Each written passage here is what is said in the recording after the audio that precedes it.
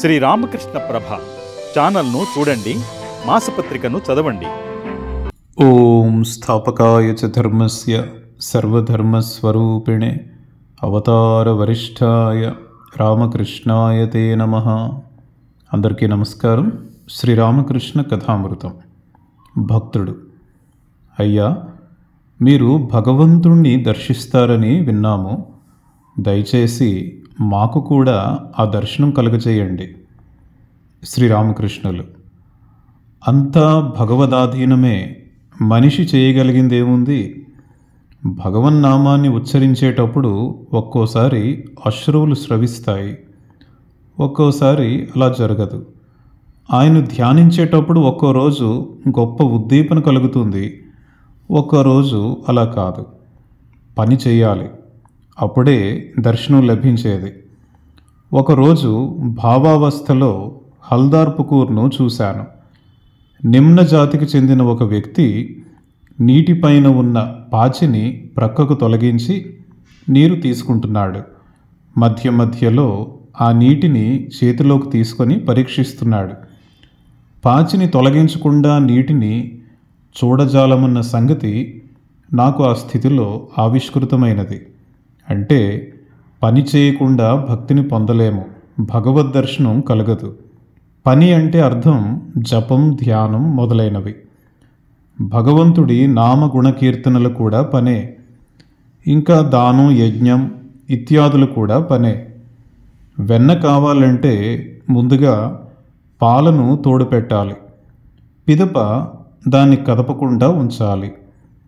పెరుగు తోడుకున్న పిదప శ్రమ కోర్చి చిలకాలి, అప్పుడే నీకు వెన్న లభించేది. మహిమాచరణ్: అవునండి, పని చేయవలసిందే, లేకుంటే ఎలా? ఎంతగానో పరిశ్రమించవలసి ఉంటుంది, అప్పుడే కదా ఫలితం దక్కేది. చదవడానికి ఎంత ఉందని శాస్త్రాలకు అంతులేదు. శ్రీరామకృష్ణులు మహిమాతో: నువ్వు శాస్త్రాలు ఎన్నని చదవగలవు? వట్టి విచారణతో ప్రయోజనం ఏమిటి? ముందుగా భగవంతుణ్ణి సాక్షాత్కరించుకోవడానికి ప్రయత్నం చెయ్యి. గురువాక్యం పట్ల విశ్వాసం ఉంచి ఏమైనా పని చెయ్యి. గురువు లేని పక్షంలో వ్యాకుల మనస్కుడవై భగవంతుణ్ణి ప్రార్థించు. ఆయన ఎలా ఉంటాడో ఆయనే తెలియపరుస్తాడు. పుస్తకాలు చదవడం ద్వారా భగవంతుని గురించి ఏం తెలుసుకోగలవు? సంత చేరుకోనంత వరకు దూరం నుండి మనం ఆ కోలాహలాన్ని కేవలం అస్పష్టంగా మాత్రమే వినగలుగుతాం. అయితే సంతలోకి వెళ్ళాక ఆ సంగతే వేరు. అప్పుడు అంతా స్పష్టంగా చూడవచ్చు, స్పష్టంగా వినవచ్చు. బంగాళదుంపలు తీసుకో, నగదు ఇవ్వు వంటి కేకలు వినవచ్చు. దూరం నుండి నువ్వు సముద్రపు హోరును మాత్రమే వినగలవు. దానికి సమీపంగా వెళ్లే కొద్దీ ఓడలు పయనిస్తూ ఉండటం, పక్షులు ఎగురుతూ ఉండటం, అలలు ఉవ్వెత్తున లేస్తూ ఉండటం అంతా చూడవచ్చు.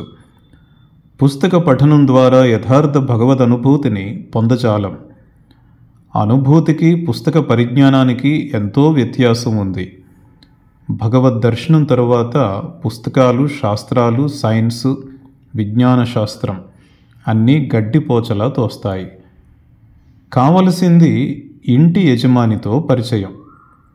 ఆయనకు ఎన్ని ఇళ్ళు, ఎన్ని తోటలు, ఎన్ని రొక్కపత్రాలు ఉన్నాయో ముందుగానే తెలుసుకోవడానికి అంతగా ఆతురత చూపడం ఎందుకు? ఇంటి నౌకర్ల వద్దకు వెళితే వారు అక్కడ నిలబడటానికి కూడా అనుమతించరు. ఇక రొక్కపత్రాల గురించి ఏం చెబుతారు? అందుకే ఏదో విధంగా ఇంటి యజమానిని పరిచయం చేసుకోవాలి.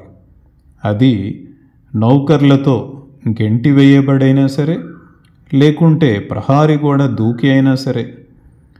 అప్పుడు తనకు ఎన్ని ఇళ్ళు ఉన్నవో, ఎన్ని తోటలున్నవో, ఎన్ని రొక్కపత్రాలున్నవో స్వయంగా యజమానే తెలుపుతాడు.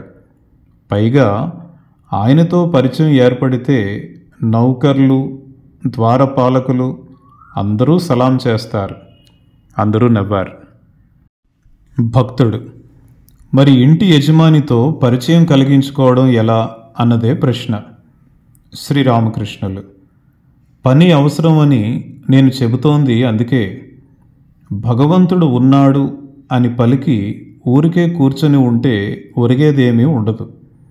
ఏదో విధంగా ఆయన వద్దకు వెళ్ళాలి. ఏకాంతంలో ఆయన్ను పిలువు, ప్రార్థించు. ఓ ప్రభు, దర్శనం ఇవ్వు, దర్శనం ఇవ్వు అంటూ వ్యాకుల చిత్తంతో విలపించు. కామినీ కాంచనాల కోసం పిచ్చివాడిలా తిరుగాడుతావు. మరి అలాంటప్పుడు భగవంతుడి కోసం ఒకంత పిచ్చివాడివవు. ఫలానా వ్యక్తి భగవంతుడి కోసం పిచ్చివాడైపోయాడు అని జనం చెప్పుకోనివ్వు. కొన్ని రోజులు సర్వం త్యజించి ఏకాంతంలో ఆయన్ను ప్రార్థించు.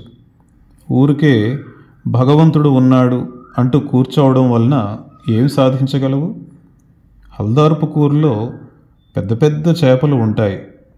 చెరువు ఒడ్డున ఊరికే కూర్చొని ఉంటే చేపలు దక్కుతాయా ఏమిటి?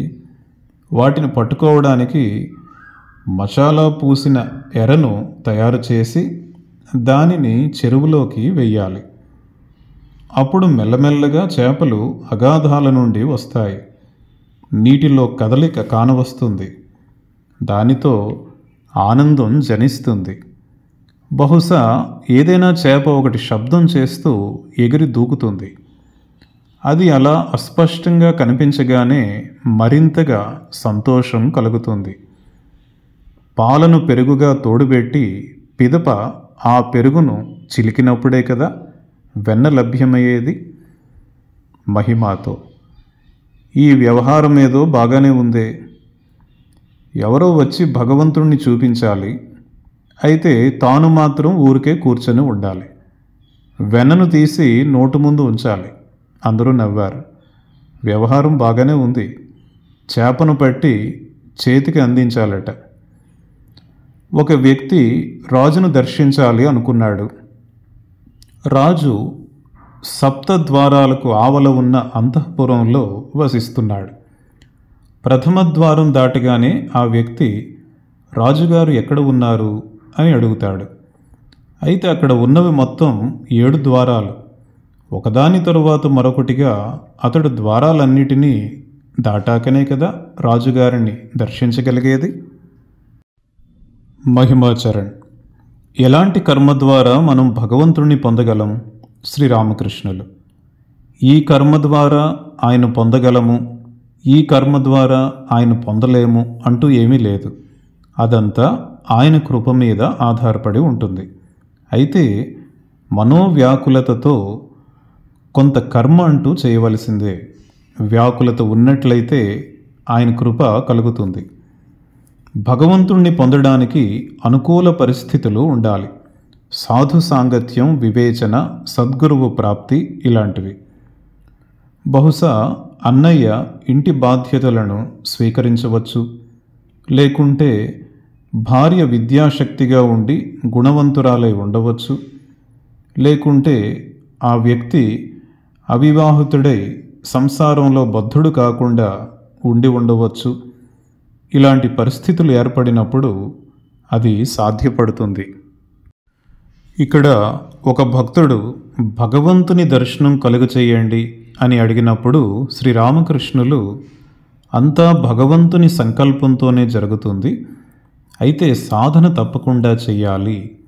అది ఏ విధంగా అంటే, వెన్న కావాలంటే ముందుగా పాలును తోడుపెట్టాలి. పెరుగు తోడుకున్న పిదప శ్రమ కోర్చి చిలకాలి. అప్పుడే కదా వెన్న లభించేది. అదేవిధంగా ఏకాంతవాసంలో భగవంతుణ్ణి ధ్యానించడం, వ్యాకుల హృదయంతో భగవంతుని ప్రార్థించడం, ఈ విధంగా సాధన చేసినప్పుడే భగవంతుని దర్శనం లభించేది అని రామకృష్ణుల వారు తెలియచేస్తున్నారు.